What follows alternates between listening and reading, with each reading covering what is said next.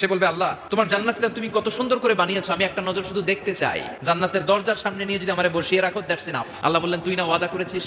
সে বলবে আল্লাহ আমারে হতভাগা বানাইয়া তোমার কি লাভ? সুবহানাল্লাহ পড়ে। আমারে তুমি হতভাগা বানিও না। আল্লাহ বলে ঠিক আছে, আবার সিগনেচার কর যে জান্নাতের দরজার সামনে বসিয়ে দিলে আর কিছু চাবি না। সে সিগনেচার করে বলে আমি চাবো না।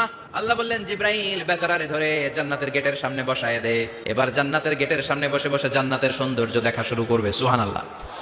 ওই হতভাগা লোকটা বলবে আল্লাহ এত সুন্দর জান্নাত তুমি বানালাম, চোখ দিয়ে সৌন্দর্য দেখি, কান দিয়ে আওয়াজগুলো শুনি, হুর আর গেলমান হেঁটে বেড়ায়, এত সুন্দর জান্নাত চোখ দিয়ে দেখি, ঢুকতে পারি না, আমারে কষ্ট দিয়ে তোমার কি লাভ?